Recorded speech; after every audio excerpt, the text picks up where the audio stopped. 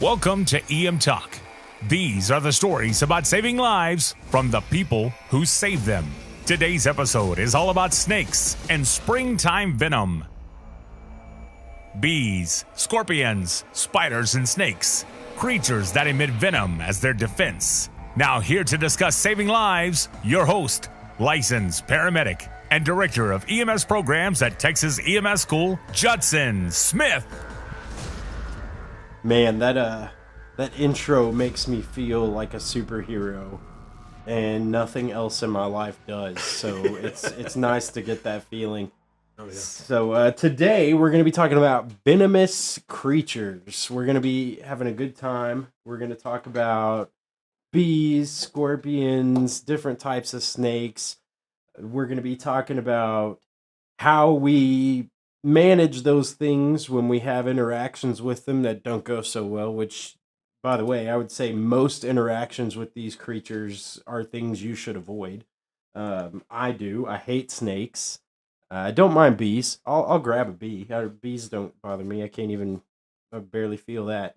Scorpions, I'm terrified of. We didn't even mention spiders in our preparation for this, but spiders are another big one that I'm not a fan of. So I'll go ahead and ask you, Dr. Philpott, and then I'll introduce who you are after I've asked you a bunch of questions. Here's a fact that I've heard, and I guess it's not a fact yet. Are most spiders venomous? I'd say all spiders are venomous to some extent, but Oh, crap. depends on size of the spider and species of the spider, if it's even a risk to a human. So, everyone always hears like the daddy long spider. I doubt that's true, but spiders need venom to kill their prey. So, the big spiders, tarantulas, of course, have some venom, and they bite.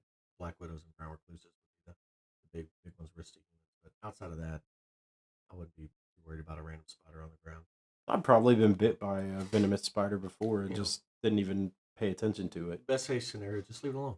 Yeah, I mean, that's my whole point here is we should probably just avoid all of these things, and then it's not a problem. So, Dr. Philpott, I know you, but for the benefit of the guests out there that might be listening, go ahead and tell us a little bit about yourself. So, my name's Colten Philpott. I'm a board-certified EM doctor here in West Texas. I did my EM training in Fort Worth, Texas, at John Peter Smith, the Trauma Center there. And then my medical training was in Lubbock, Texas, at Texas Tech University, Recom Tech, for all my Red Raiders out there listening. Being an ER doc, you get exposed to all kinds of crazy things, but say the most common summertime thing, not most common, but very common, you see it more in the summer and spring, is definitely envenomations of all kinds. Bee stings, wasp stings, snake bites, especially out here in West Texas. And then, of course, poor spiders, they get blamed for everything. You always see spider bite as a chief complaint, and it's usually cellulitis, staph infection, a affected pimple. So spiders get a bad rap. I'll defend the spiders out there. There's I don't see a need to defend the spiders. It's very okay. very few spider bites are actually spider bites. Whatever they are, it's totally something else. So, Well, so that actually is super interesting to me because I never thought about that a lot of times it gets misidentified. yeah, people come in, they're like, I got bit by a spider. I'm like, yeah, probably. That's probably true. My wife, and don't take this the wrong way, Allison, when you listen to this. Usually that's a statement that says that you probably shouldn't say what you're about to say if you're talking about your wife. But my wife hates bugs and blames everything on them. Everything's a bug. Every time we feel a tickle, it's got to be a bed bug. So I don't know, but it probably comes because having worked in EMS, and you've probably experienced this working in the ER. Oh yeah. Bed bugs seem to be at everyone's house that you don't want to go inside of, and it's always those houses that we get sent to. And so I've even refused to continue working until I got to wash my clothes before. If there's bed bugs there's definitely spiders. Oh, and that, see, If there's now you've spiders just and made it scorpions. worse. If there's scorpions, they're probably a snake. Oh, great. So now every house that has bed bugs has spiders, scorpions, Just to make and everyone- snakes. Make everyone paranoid from here on out. And then when you walk outside, you're probably going to get stung by a bee. Oh yeah. Yeah. So you're basically just walking around hoping that you don't get killed by one of these things. So this will be a really pertinent conversation. So make sure you guys are paying attention. Um, okay, so some of the big ones we're going to be talking about: bees, scorpions, rattlesnakes, and then I think I'll go ahead and add spiders in there because it's come up a few times. So first, let's talk about the potential risks with these different creatures. What are we really worried about with a bee sting? I mean, I would say the average person shouldn't really be all that concerned about a bee sting. Not if it's one or two bees. When you get up to like 10s, 20s, 30s, 40s, 100 bee stings, then it gets pretty dangerous for, I'd say, just the general person. But anaphylaxis for anybody is always concerned. If they've never been stung by a bee, you never know the reaction they have. But someone who has a known allergy to bee stings, it can be life or death. So I'd say in general, any envenomation from any creature is a risk for anaphylaxis. So that as a EMS, EMT, paramedic, responding to a call, that should be your biggest concern, as this person might be an anaphylaxis by the time you get there. So Okay, okay. So, um, in the fire world, at least in the rural fire world, there's this thing where they respond to bee infestations, like it's a hazardous materials response almost. Have you ever heard of that? yeah, absolutely. Again, you want to make sure you're seen safe, and if you kind of walk into a building and there's a hive of bees, like, you don't want your first responders getting stung, and then you go from one patient to 20. Not ideal. No, well, I mean, I guess the more patients, the more problems. It's kind of like more money. I wouldn't know about that though. So I've actually responded to several bee sting situations, and I guess because I'm not allergic, like it's never really been that big a deal to me. I don't really pay attention to it. But first, are you allergic to bees? No, thankfully, no. I've been Okay. stung quite a bit. Okay, good. Yeah, you're a farm guy. You're probably not worried about it either. I'm still Um, worried about it. It hurts. I'm scared of bees because they sting. So I'm not just walking up there and looking at I I don't know. I guess it just never really bothers me. I used to be scared to death that I get stung by one, but then I've been stung a few times, and now I'm just like, yeah, whatever. Well, I'll bring you out to the ranch and let you just walk underneath the mesquite trees. Oh, I don't You'll know why find the you would bees. want me to do that. That's just hateful. So, how many serious bee sting situations would you say you've seen? Well, I guess define serious. So any Okay. person with an allergic reaction to bees, I think is pretty serious. So I just had one last week come into Hendrick South. She's got a known bee allergy. Got stung while she was mowing the yard. Big histamine reaction on her leg and couldn't breathe very well. So she got epinephrine by a family member. That just last week, significant bee sting. Now it's always a gradient. There's someone who's been stung and it just hurts. And here's your Tylenol and some ice, and go home. You'll be fine. Take some Benadryl. And then on the other end, last summer we had two patients be transferred into us from one of the rural counties north who had a massive bee envenomation, so hundreds and hundreds of stings, to the point where it's not just anaphylaxis is the problem; it's the toxicity of the bee venom. It's almost like a snake bite, where these patients are severely ill. And bee venom is actually prothrombotic, so if you get enough in your system, it can actually induce blood clots. So a common presenting factor is STEMI, actually. Really? So someone with a massive bee envenomation, they can have a heart attack. So, do you usually do a 12 lead on somebody that's been? Please do. So if Okay. someone's hypotensive and altered, and they got bee stings all over, you need to do an EKG because they might be having a STEMI. I have Something to never heard consider. that. No. So the two patients, it's usually the very young and the very elderly are always high risk for that. A young healthy person, they'll probably get through it, but these patients will be hypotensive. They'll go into DIC. Need a lot of support immediately to the ICU. And there's actually bee anti-venom, which is pretty rare. We don't have it in West Texas. It's only going to be these big centers, Houston, Dallas. We'll have it, and you're going to need a toxicologist to approve that. It's usually the poison control line. You need to call them and be like pretty frank, like, hey, this person has a massive bee envenomation. I need help, and they'll kind of walk you through it. Wow. One of the patients did pass away. The other one, stayed in the ICU 3 or 4 days, and actually was discharged. But they were very elderly, and uh, shout out to the crew who took care of them up there in the middle of nowhere with limited resources. They saved these people's lives enough to get them to us. Wow. They did a good job. That's insane. I've never heard of it that bad before. Like, obviously, I've heard of people dying from bee stings. I've never experienced that happen before. It's always been quick enough response that everything ends up good at the end of the day. Have you actually seen a STEMI happen from it? No, so the gentleman who came in with all the bee stings, he did have EKG changes. It was not an obvious STEMI, so he didn't go to the cath lab. But Well, that's crazy. one of my partners had a road worker who's mowing, got stung by a bunch of bees, and actually sent him into a heart attack and went to the cath lab. Wow. You know, say it's more, it's not uncommon, but it does happen. So that's something to consider. Wow. Well, that is pretty cool. That's a new thing to me. So, some really common knowledge about bees, or at least I feel like it's common knowledge. It may not be. Um, One, only female bees sting, correct? Well, most of the hive is just females. Right. It's my assumption. So Okay. I've never seen a male bee. Of course, I'm not getting close enough I to guess determine if I it's a male wouldn't or know. not. But from my understanding from zoology 9 years ago, the hive is mostly female work. See, I took zoology I was pre-med when I started at Texas Tech. Yeah, Reckham Tech. And zoology was one of the courses I could take that was relevant, and I took it. And that guy had a thing about dolphins. And so that's basically all I learned about was dolphins. Sounds like a personal issue. Yeah, it was really weird. In fact, before our final, he forced us to watch a video about how dolphins are being killed. And this one girl, she gets up and she goes, "I don't care about dolphins. Can I just take the final?" And he goes, "If you want to pass final, you must watch dolphins." Oh, he's a Russian man. Yeah. It was Who was obsessed with dolphins. a Russian man obsessed with dolphins. Shout out to the Russians. No problem with Russians.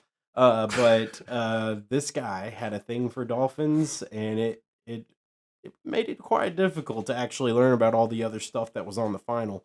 Because on the final, he didn't seem to have any problem talking about other animals. But during the class, it was all about them dolphins. And I can't tell you a thing about dolphins. I just kind of tuned out at that point. So, dolphins, not a venomous creature, but moving on back to bees. So, when a bee stings, the stinger gets stuck in your skin. Yeah. And it has little barbs on it, and it doesn't come out. So venom can keep going into your skin once that stinger's in there, right? Yeah. So it once it's in, it almost has a little muscle that continues to pump venom. In the example I said earlier with the massive bee innovation, he had hundreds of bee stings just on his face alone. So at that point, you need to get the stingers out of the body. So might be something if you have a long transport time to consider. Now you don't want to get a pair of tweezers and pull them. Something really easy, and what we used that night is just get a really credit card type thing, something hard with an edge on it, and just kind of scrape it like you're doing a straight shave. Mm-hmm. So just scrape all of those stingers off of them. So it took about an hour to get all the stingers out of both those patients, but they're still having some kind of systemic toxicity to that venom. Those have to come out. So, Is that something that like you sit there and do, or is that something? no, we have great technicians and nurses at the trauma center. So I just delegated, hey, get those out. Here's how you do it. They just sat there and scraped them for about an hour. Did you hand them your credit card? No. Oh, Luckily, it was funny. Someone had like a random like Blockbuster card, which was funny to me. Blockbuster. Yes. So Gosh dang. they were scraping it. Was this in like 1990? No. I still have a Blockbuster card. I'll let you. Why? It's in my desk. It's a novelty now. It was my wife's mom's or something like that. We were cleaning out our old purse. Oh my gosh, we're gonna have to do an episode about Blockbuster sometime. It's not relevant to medicine at all, but I loved Blockbuster. It was a good time. It was. I mean, some people don't remember what it was like to go and rent a movie, and it was. I'll tell you what, it was. Make awesome. sure you rewind it before you give it back. Yeah, please be kind to rewind. Oh boy, that is a whole different string of pearls. Okay, so if we get deep into it, let's talk about the systemic reaction that causes bee stings or envenomation to be a problem. So the main issue with any envenomation, not just bees, it's that massive histamine response. So Allergic reaction, you have that your mast cells release all that histamine, and then you go into like a cytokine storm type deal. Getting in the weeds here a little bit. So you start that anaphylaxis reaction, the swelling of the face, and GI upset, wheezing, flushing, hypotension, so tachycardia. It's all that fight or flight response with that histamine reaction. So that's the main things to see there. They'll be diaphoretic. Um, consider early intubation in these people if they have a significant amount of swelling. But the main thing is to get that epinephrine in them as fast as you can. Epinephrine, Benadryl, steroids, as fast as you can, good IV access. And, I've seen a lot of near intubation anaphylaxis just resolve with epinephrine. Now, you might have to give multiple doses where you're transporting them in, but, we get calls like, hey, we have this I'm hearing on the radio, this terrible envenomation of whatever. They're in anaphylaxis. We give an epi. And by the time they get to the ER, they're like, oh, I feel fine. Well, you've been fixed by the crew, but, sit here for a couple hours to make sure you don't go back in anaphylaxis. I sit here for a couple of hours so I can take the credit. I'm a doctor. Oh, no, that never happens. Yeah. So, I mean, really, yeah, you're right. It's not just in relation to bee envenomation. I mean, that's the body's response altogether for some foreign bodies. Some people eat a peanut and they have the same reaction. So Yeah. you just got to be cognizant. And then Crazy. What did you die from? Peanut. Gosh darn peanuts. I don't know who they're telling this story to when they're dead, but somebody's hearing it. Well, so you just got into the end of the bee talk that I wanted to go into is how do we treat the bee sting? And one, remove the stinger. Two, quick response in regards to that epinephrine administration. If it's a legitimate, not just allergic reaction, but anaphylactic reaction, and then manage that airway is a big one. Yeah. And I think that's when it's really easy to get distracted by, oh, I've got to get Benadryl, I got to get epi, and then you forget, hey, somebody needs to pay attention to that airway, because even if you're doing all this stuff, it could still close up and we could still have a real big problem. Absolutely. When all that edema in the airway, it's a difficult intubation. So if someone's trending that way, I would err on the side of caution and secure that airway early. And then if I could take a sidebar, because I had someone who came in. So when you're holding an EpiPen, do not put your thumb on the top, because when you do that, it will always stab you in the finger. It's just how it happens. I love that. That's some of them have like a little red top, and that looks just like a pin. Oh yeah, yeah. So I had a guy come in who went to give epi to somebody and stabbed his thumb. And epinephrine in a finger is no bueno. You do not want that. So hold it with your thumb down, and if it doesn't go in, just turn it and do it the other way. So well, that needle, when it comes out, like a lot of people assume it's kind of like the lancet for BGL or something. No, it's a pretty good sized long needle too. Oh, yeah. So I'm sure it doesn't feel good. His thumb was, stabbed. Plus he had all that epinephrine injected in there, so he had a cold, clammy little thumb. So we had to watch him for a little bit too. It's a localized reaction. So if you've never held an EpiPen, don't put your thumb on top like a pin. It looks like a pin. You want to hold it like a pin. Just don't do it. So I'll take another sidebar. When I was learning how to use an EpiPen, the instructor that taught me, he was telling this story about how one day he was instructing it, and he assumed he was using a used up epi or a tester, and I guess for some reason he grabbed one that was still full. He put his thumb over it. He goes, wipe the area clean, boom, and then he felt the needle go in, and he's like, uh-oh. And so he looked, and sure enough, if you open those things up, you can see the fluid. There's still enough usually for another 3 injections if it could do that. It's better than a cup of coffee. Yeah. He said that he was up for a while. He said that he made some real stupid decisions because he was kind of amped up, and he just felt sick though. He said it wasn't like a great amped feeling. It was like terrible amped feeling. So I don't want to get stung by it. Yeah, and now what we really teach people is how to draw up that epi, because for a while EpiPens became just completely unaffordable. And they still are. They're very expensive. Yeah, they're still pretty expensive. The price isn't like it was. It was like at $750, $800, and it's gone down quite a bit. But we teach both in our courses. We teach how to do it with the auto injector, and how to draw it up even from an ampule, because a lot of places use those ampules because they're real cheap. Oh yeah. So it's interesting. It's interesting, that epi. So I want to move on to what I think is the most interesting animal that is not poisonous but venomous. You guys missed the whole conversation about how stupid we would sound if we said the word poisonous over and over. If it's poisonous, it'll kill you if you eat it. If it's venomous, it'll kill you if it tries to eat.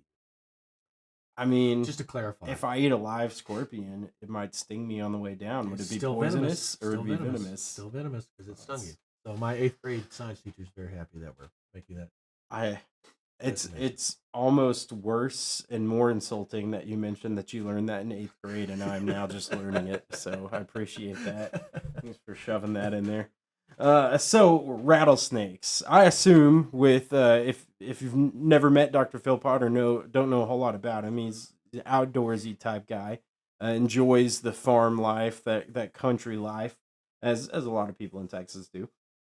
And so I assume you've seen or been around several rattlesnakes. Oh, so I'd say up until moving to Abilene had yet to encounter a rattlesnake. Oh, okay. Encountered one a month ago in our barn. I was cleaning out the barn, and I found a little 14-inch rattlesnake who was not happy to see me. Thankfully, I backed up, and I actually have one of those kind of Steve Irwin snake sticks that you would saw growing up. So I relocated him way off the farm. Did you were just carrying this stick around? No, I have that. I have it on me when I'm out working, because knowing me as an ER doctor, I'd probably get bit by a snake and just be a dishonor to all my professional family. So, but as a kid, I grew up in East Texas, so we definitely encountered copperheads and cottonmouths for sure. So that was always a risk. We always had cottonmouths in our pond all the time, and they're pretty aggressive. Real short, big, fat snake. Usually like completely black or really, really dark brown. And then copperheads, of course, with that copper color and real skinny, real fast. So definitely something I encountered. I'm always watching for it. And I got 2 sons now who are just, that's the downside of Steve Irwin and Coyote Peterson. Shout out to Coyote we're going to talk about Coyote if you've ever watched that. So my sons are incredibly motivated to find a snake, which just gives me and my wife horrible anxiety. So definitely seen a lot of every venomous creature in Texas. I've pretty much had an encounter with. Thankfully, it's only bee stings and nothing else. Well, much love to Steve Irwin, but I would have to agree that guy did not teach me how to be safe around animals. Yeah, he put on sunglasses and go get spit on by a cobra. Yeah, he's just like whatever.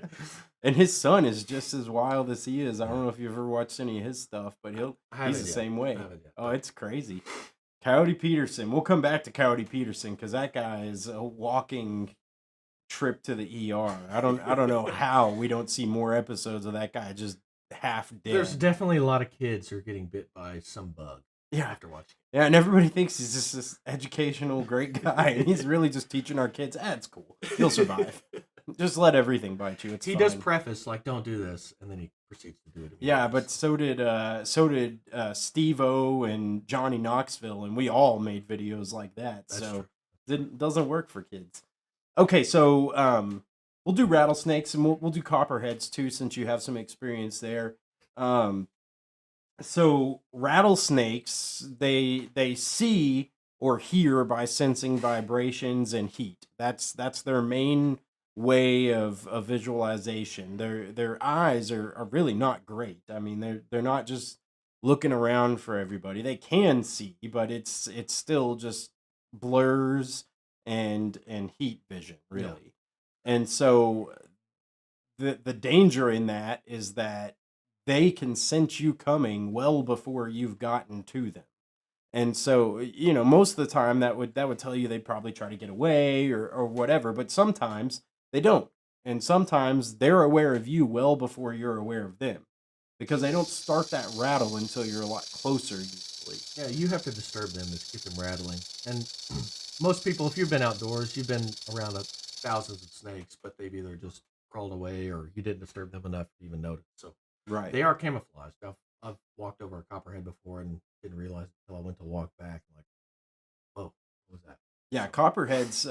I don't know. There's this really really interesting picture that made the rounds on Facebook several times, and it's this picture, and it says, "Can you spot the snake?" It's all the leaves on the ground. Yeah. Yeah, I've Yeah. yet to find it. Oh, I found the snake, but every time I see the picture again, I can't seem to find it for like forever. So it's so stupid that I already know where it is, but it takes me forever to find it. And there is I guess you call it an old wives' tale with EMS. We don't. I just let me just preface this. If you bring in a snake bite, in general, don't bring the snake in. You don't have to kill the snake. You don't have to bring it in so I can identify it to give a specific antivenom. All of these North American snakes, except for coral snakes, and we can talk about them later, they're all pit vipers. They're all from the same kind of genus or family, whichever designation you want to use. The antivenom's the same for all of them.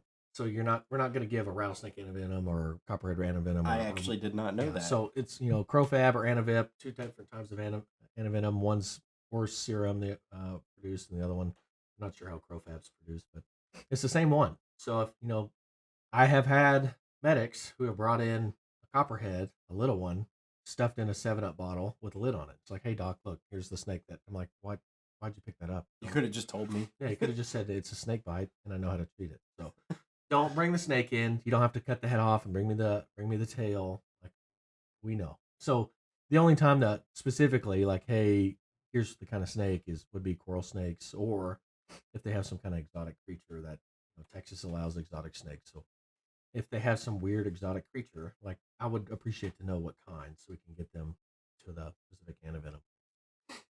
Out here in West Texas, we do not have the exotic venom. So there is different treatments for some of those, though. Yeah. I So guess. the coral snake, I forget the name of the family and genus, but like cobras and like sea snakes, they're all part of that same family. They have neurotoxin instead of like hematoxin or cytotoxin, which is what the pit vipers, the rattlesnakes have. So they actually cause like respiratory depression and Right, because they paralysis. affect your nervous system. Yeah, instead. so they have their own specific antivenoms. Those are almost always 100% of the time located at a zoo. So the nearest here in Abilene, Fort Worth Zoo has a very large stash of exotic snake antivenom.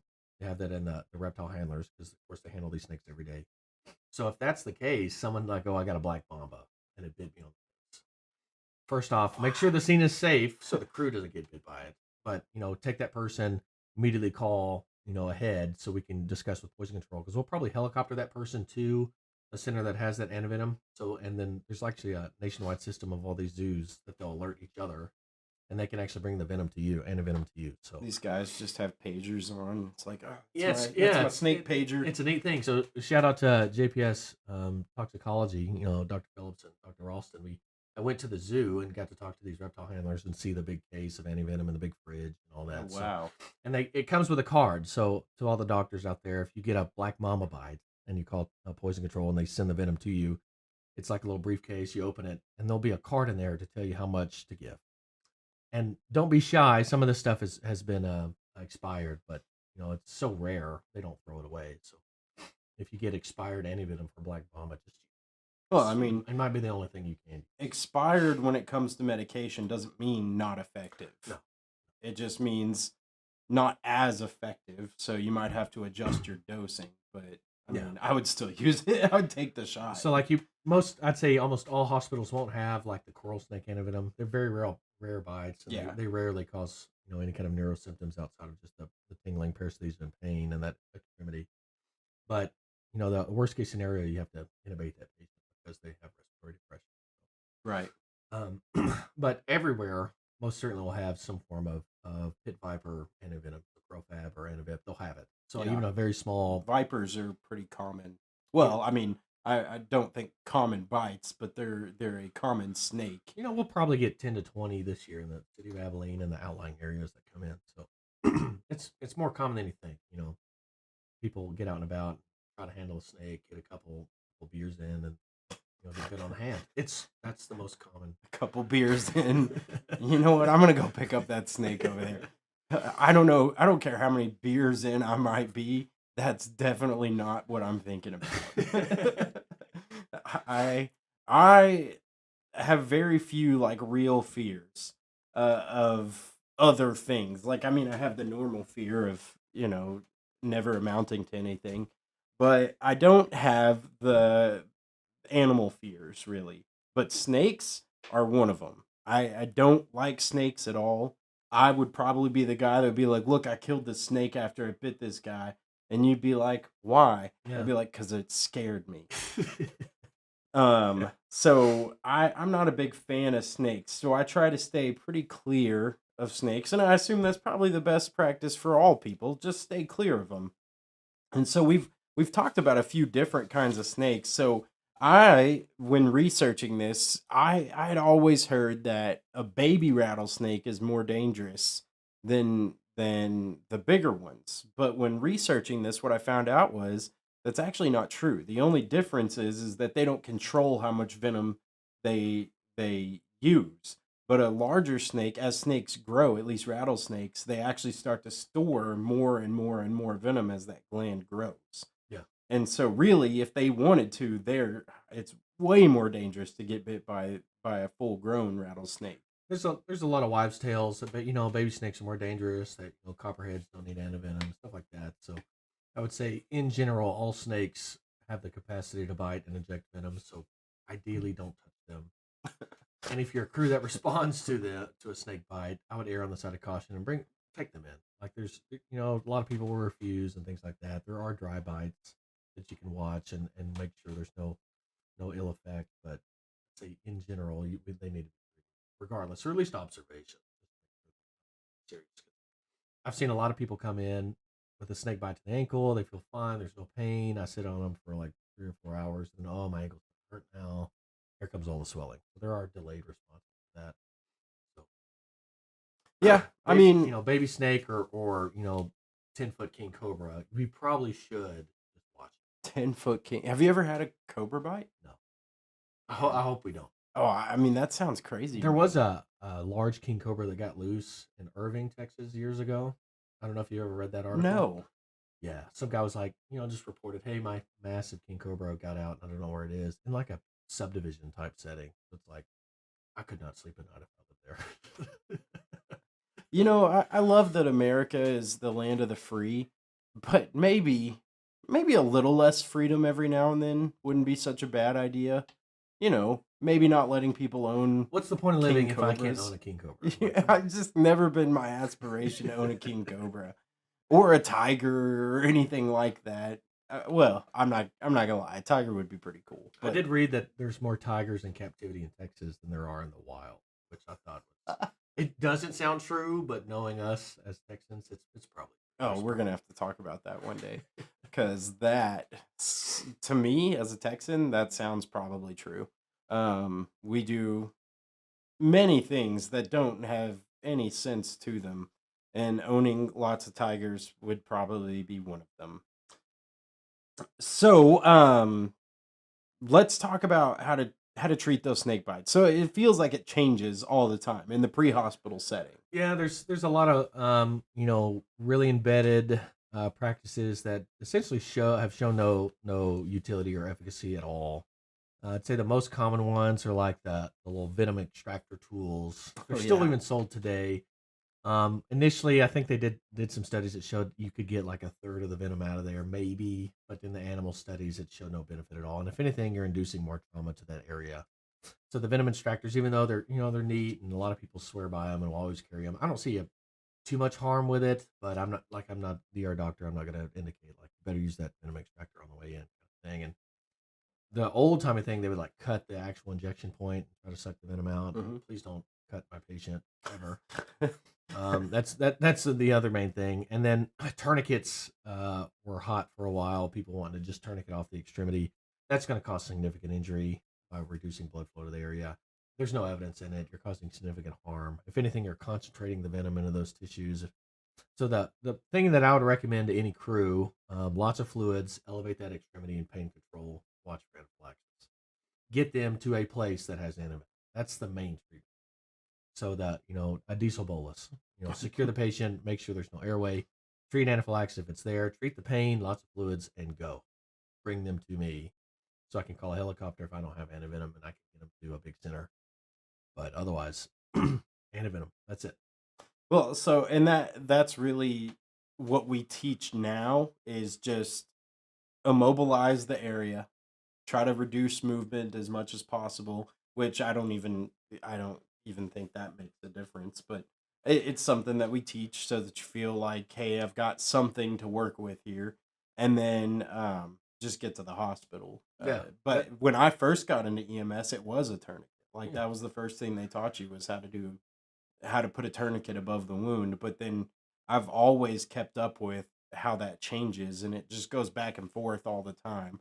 So you're saying really just fluids and get them to the hospital. Yeah. Treat anaphylaxis, fluids, pain control, and get them to me, and then I can give them the magic antivenom that will significantly reduce the severity of the illness overall. Now, I'll preface the tourniquet conversation. Now, overseas, Africa, Asia, in areas that have snakes that have a neurotoxic venom, so these are things that cause respiratory depression and paralysis, there is some utility in compression. Now, not a tourniquet where you're cutting off blood flow, but compression to the area that was bitten. So usually it's like a rubber kind of compression, an ace bandage kind of thing. And the function of that is it's compressing the lymphatic system so that neurotransmitter can't spread as quickly.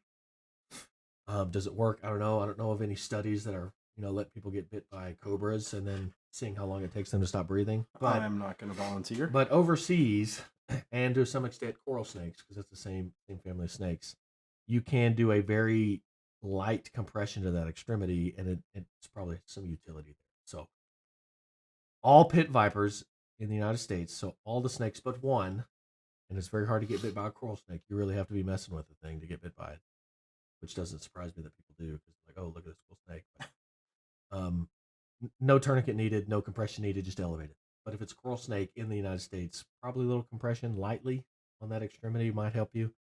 But overseas, it's a whole different bag. There's all kinds of different things that cause significant illness with neurotransmitters that might have some utility. Isn't that crazy, though, that somehow we landed in the country where we don't have a lot of that? Well, again, every snake here is pretty dang dangerous. We got, we got scorpions and spiders. We're not Australia, but it's no, it's pretty close. We haven't talked about Gila monsters in like Arizona, northern Mexico kind of area. That's true. So they have their own antivenom. Again, it's really the only way you get bit by them is if you like put your hand in their mouth. They're just kind of chill little lizards, but supposedly incredibly painful. And I'll defer to my Arizona ER doctors because we're not going to see one here. They're not native here, and the only people who are going to get bitten are probably the zoo handlers of those things, and they know better. So I've heard it's very painful, and what you're extremely concerned about is the bacteria. Maybe I'd say in all animal bites, bacteria is a problem. I'm not up to date on my Gila monster treatment. I wish you would have come prepared with Gila monster information. You might be confusing that with like a Komodo dragon, and if someone has a Komodo dragon bite, I'm more concerned of where it is more than why this person was bitten. Like, do you have a pet Komodo dragon? That'd be my main concern. Like, did you contain this animal before you left? No. Like, there's a dinosaur on the loose in Abilene. I would be more concerned about That's that. true. No. I get those things are basically dinosaurs. It is a dinosaur. That's crazy. 100%. Okay, which takes us pretty smoothly into scorpions. Did you know that scorpions have been around since before dinosaurs? No, but it makes sense. They're that creepy. I would not be surprised.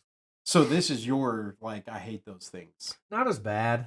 We get scorpions in our house. They're tiny little scorpions that come in every now and then. We spray quite a bit to keep them out of there. So they don't bother me as much. Tiny little scorpions sound scarier to me than big ones because they could be anywhere. Yeah, that's true. But I don't know. Probably it's some basically sleeping just in your shoes. In my view, it's just a big bug. So they're hard to step on. They crunch more than anything. So you gotta. Well, so you made me feel bad because you mentioned that you learned some of these things in 8th grade, and I just now did. So I'm gonna make you feel bad that scorpions aren't insects. Did you know arachnids? Gosh dang it, you knew that too. I did know. Great. Doctor. Man, being a doctor just must give you all this just base knowledge. Arachnids are they're like a subspecies of crustaceans as well. Yes, so like a crab is closer to a spider than it is something else. That's crazy. Animals are so weird. So scorpions, I don't guess I've ever really been all that scared of scorpions, but I haven't encountered them a whole lot. I've been stung by one before, and it was not that bad. It wasn't that big a You know, deal. it's probably the level of like a wasp sting, Yeah, if anything. So yeah. Now it was scarier because it kept trying to do it. yeah, they're Yeah, they're pretty angry little creatures for yeah. sure. Once they're mad, they just keep going, and that's the scary part. Most, you get stung by a wasp, it's like, all right, man, I'm done. I'll see ya. Yeah. Scorpion's like, all right, I'm not done. I'm gonna keep doing this to you until you're dead. And then the main thing here, I think we have a species of like bark scorpion that's mostly in Arizona that causes some neuro effects and kind of similar to a coral snake kind of venom, but the amount of volume you get in these stings is pretty low.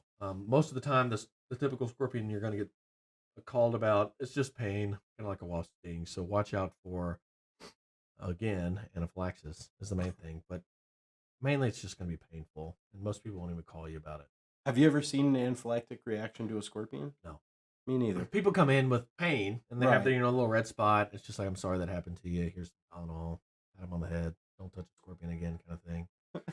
But if they, signs of anaphylaxis, probably the most common, severe reaction to that. Now there's scorpions overseas that cause all horrible types of things. I'm unfamiliar with those since I'm not going to encounter some Sahara Desert scorpions thing here in West Texas. Hopefully not. But, the only one that I'd be concerned about is going to be in kind of the great Southwest of the United States. Yeah. That's something. And I think they only have the antivenom for that scorpion there. So like Tucson, Arizona, Utah, kind of that. So if corridor. somehow you get stung here, If it's that one and you have a very severe invasion, I'm going to call the tox line and be like, y'all have the venom nearby? And they'll be like, oh, okay. you'll be like, all right, man, call your loved ones. They're not going to die. This is from it. The They- scorpion They did it. shouldn't die from it. But if They they shouldn't. That if it's that severe, we'll probably transport that patient somewhere or have them fly to us. shouldn't is typical doctor talk for, yeah, you could die for sure. Again, anything will get you. Yeah.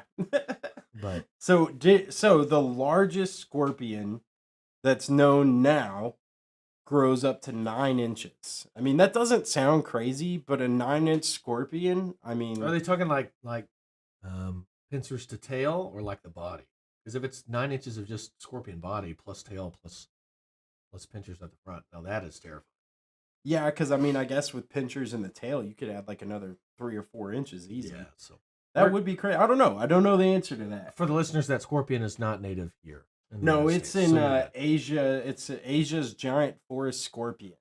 Now, 450 million years ago, scorpions used to grow up to 3 feet. yeah, That would be scary. yeah, that's not pleasant. That's like Yeah. a chihuahua. Yeah. Well, and I would argue that chihuahuas are way worse than scorpions. Not my. I definitely treat more thing. chihuahua bites than I do scorpion stings. Why? That's like their, like little man syndrome when you have like somebody that just feels like they got to prove something because they're not huge. That's how chihuahuas are. They're just constantly, they're going to prove to you that they can mess you up. So you and I talked about this before the podcast ever even began, was you can hunt these scorpions with UV light, Yes. right? Yeah. So Okay. that they forget the name of the whatever that's called, not bioluminescence, but whatever, where you put UV radiation on them and they glow in the dark. So I don't me and know my what it's son called have either. gone out on our land with a headlamp that has a black light capability and just looked at him. I wouldn't let him touch them as much as he wanted to be Coyote Peterson and grab it and take it home. You should have put it in a jar, and then you guys No, could set up my a little wife- camera my wife would not be and happy about just that at right all. there, get me, buddy. So scorpion venom actually has some medicinal properties as well, is what I've heard. Have you ever heard anything about that? Not necessarily scorpions. I have seen some stuff with like bee stings and chronic pain.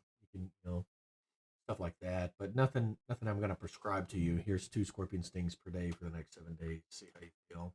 I would tell you that I would, some people are against vaccinations. I would probably be against the use of you stinging me with a scorpion over and over again to We heal use me. leeches in the hospital. Why not scorpions? Do we still use leeches in the Yeah. hospital? What do we use leeches for? Like digits. Some ischemic process where you need blood flow. So the leeches You attach them to the extremities of the nose, like that. It'll induce blood flow into that area. That is terrifying. Sterile leeches. Yeah, most big hospitals, burn centers. How is it leech sterile? How is that ever? Well, they grow them in the lab. It's not like you go in the swamp and catch them. here's my leech technician. Go out and get me some more leeches, buddy. Maybe in Louisiana they go get some swamp leeches, but they don't have civilization. They're sterile. There. They're sterile. So, do they still use maggots in the hospital? Not purposefully. Now, patients do come in with maggots. That's even worse than anything. But shout out to the maggots. They kept, it debrides the tissue and probably kept that patient from being horribly septic and dying. So they did their job, but they're rather unpleasant to be around. My grandfather actually was in World War II, and he got deployed over to Japan towards the end of the war. And in Japan, there were still these groups of people that decided that no, the war's not over, and we're not gonna accept that. And so he's in this convoy, and the convoy gets blown up. Right, most everybody in the convoy dies. He gets set on fire, rolls down a hill, falls in some water, and gets lucky and lives through it. Lucky, I guess. He woke up in a hospital with things he could feel crawling, and he was covered in bandages. And they told him that they had wrapped him in bandages, and underneath were maggots eating the dead skin. Sounds like more of a field hospital problem more than an actual prescribed treatment. I don't know. It is the worst thing he told me about the war was how he was treated after the war. Yeah, it was terrifying. But he ended up living through that, and obviously was able to tell me this story, and super weird thing. But he was in the hospital for like 6 months with recovering from burn wounds. Okay, so as we close in here, we got to come to some conclusion about this. I want to talk about some spiders a little bit. So we talked about spiders beforehand, and I'm not a big fan of spiders, not necessarily scared of them. So what are the big ones in Texas? I mean, I know we've got brown recluse. Brown recluse or fiddleback for my East Texas. What is it called? Fiddleback spider. I've never heard that before. That's what we called them in East Texas. If you look on their back, there's almost like a coloration of like a violin or a fiddle. It looks like it. Don't get close enough to look at them. That sounds like some bluegrass backcountry stuff to me, but I like it. We make good doctors. The other one, of course, is the black widow spider. So that the big black spider you see outdoors or in outhouses or things like that, where they have the little red hourglass on their stomach. Right. And then tarantulas are venomous to some extent. They're in West Texas, but I've yet to encounter a tarantula envenomation. They do have little hairs that make you itch if you touch them. So people might complain of that, but brown recluse and black widow are the most common. Now, I've yet to admit a spider bite until about a year ago. I had an older gentleman that got bit by a brown recluse that was, I guess, in the shirt he put on. He put on a shirt and got bit somewhere on the neck or on the shoulder. And he had a pretty severe envenomation. He was not feeling well, not doing well.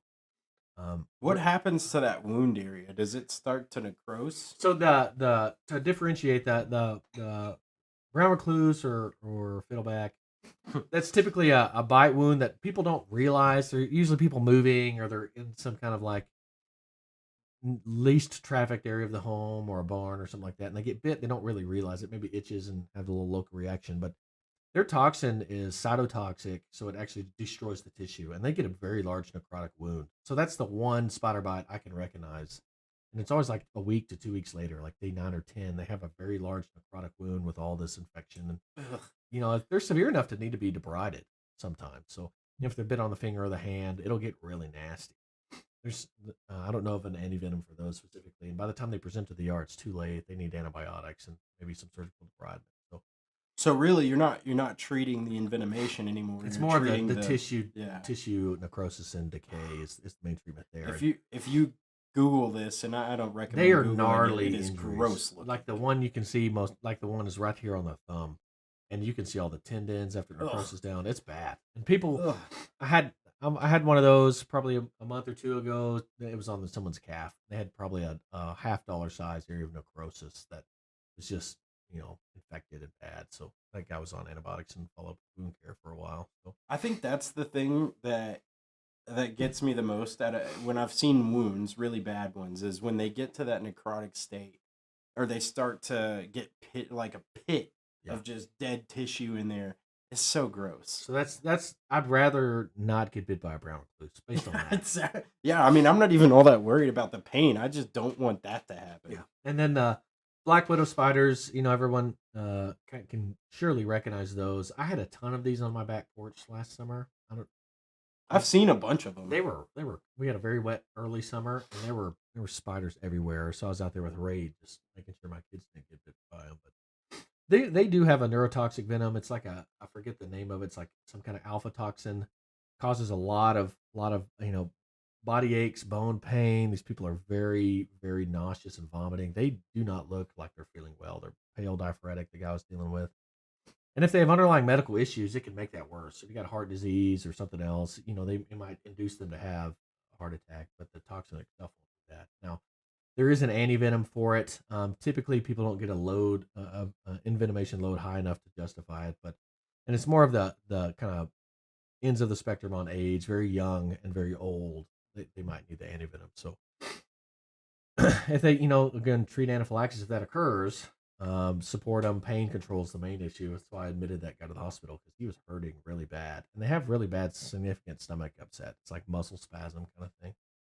So if you encounter or get called out to one of these, I'd believe them. Like, they probably hurt pretty bad. Yeah, I'm usually not going to argue. No, you didn't get bit by a spider. Like they dummy. They're pretty good. And it's always, if it's bad enough, I'll usually call the tox line. And I did. And they considered shipping us some antivenom, but his vital signs normalized after treatment. So we just watched him in the hospital for a little while. I'd say the most common, some people, I guess the old wives' tale for black widows is it would mimic appendicitis. They would have really bad stomach pain here in the right lower quadrant. And that likely was from, little fun fact is, it's from years and years and years ago, people would go to the outhouse and sit down and get bit kind of on the butt area or perineum, and that's where the venom was. The lymphatics would cause that. That makes sense. Okay. So the guy who's bit on the neck, he didn't have belly pain in the right lower quadrant. His back hurt, his chest hurt, he's kind of in fasciculations and stomach cramps. He was not doing well, which surprised me. That sounds awful. I'd never seen that before in my training. Someone with that severe of a black widow envenomation. So that two main ones, at least in the state of Texas. I don't think there's any other significant venomous spiders. I can't think of any. I mean, not that risk for humans. Yeah. To just come to the yard, but if you grab a garden spider and squeeze it, it'll probably bite you and cause some. Yeah, like we talked about, pretty much all spiders have some kind of venom. Yeah. So it's just a matter of how bad is it? Yeah. How bad is it? So as we come to a close on these topics, I try to think of key takeaways or recap. Key takeaway is, just stay away from stuff. Yeah, don't touch it. Don't touch things. Don't touch it. You're not any cooler by picking up a rattlesnake. Nope. I have a buddy that's all about that. He'll show videos of him picking up different snakes. No. And every time I see it, I'm like, that just seems like a bad idea. Yeah. It's never I have noticed this. It's never a lady picking up the rattlesnake that comes in a snake bite. It's always, that's true. A guy, he's in his 20s to 30s. He might have a barbed wire tattoo on his arm. And he thought it was cool to pick up a rattlesnake. And, he might have been cool for a second, but. Yeah, it was real cool. That sounds like a lot of my friends. So, Dr. Philpott, thank you for joining us today. No, it was a pleasure. You're a great resource, a good friend. You always think about these things from the perspective of the first responder, which is great. So make sure you think about your doctors and the conversations that you could be having with these guys that could help you be a better first responder, because most of my conversations that go the way of the medical talk with you do end up giving me some insight that could help me do that job better, which is always really cool. Oh, trying to fulfill that role as y'all's medical director is try to help y'all out and give y'all insight, because I always laugh that, try to get that first responder discount. I'm technically a second responder. Y'all bring them to me, so I never really qualify for that. So I do I'm a little angry. If it makes you feel better, half the time they don't give it to us anyways. But just to kind of just be the man behind the curtain as the ER doctor, let y'all see what's going on and kind of help y'all with y'all's kind of treatment plans. Like, oh, here's what this doc would do. Let me expedite that process for him, help him out. So I like it. But just in general, I'll close my comments out with, you don't have to bring the snake to the ER. As much as I enjoy seeing the snake, don't bring it to the ER because the nurses get scared. It's kind of hard to dispose of. We have to, I'll do a short shout out to Dan Roberts, who's one of the attendings at JPS, an excellent physician and just a genius. But he has taken multiple snakes to his property to let them go, where the paramedics have brought them to. So. That would not be my first thought is, hey, I'll take this to where I hang out. To each their own. But when they bring a snake in a 7-Up, a 2-liter bottle with like a piece of tissue paper holding it in there. So, shout out to that crew. Some people. I don't know how long it took you to get that snake into the bottle. You probably should have just come to the ER quickly. That'd have been my. That's what I always think about in those types of situations is how can I get away from here even faster? I don't think about how do I make this prolonged and put myself also in danger. So, it really does come down to, is my scene safe? Yeah. And how do I keep it safe? So, if you're out there and you want to learn more or you want to learn about getting your EMT, you want to learn about becoming a paramedic, I'm always going to have to do a shout out to the organization that makes this possible, and that's Texas EMS School. And so if you're looking for a way to learn, or hey, you're a paramedic looking for a way to teach, reach out to us. We're always looking. So this is Juddson Smith and Dr. Colten Philpott, and we'll be signing out. The stories about saving lives from the people who save them. This is EMTalk. EMTalk is sponsored by Texas EMS School, EMS training for Texas. Join Juddson Smith again next time because the life he's saving could be yours.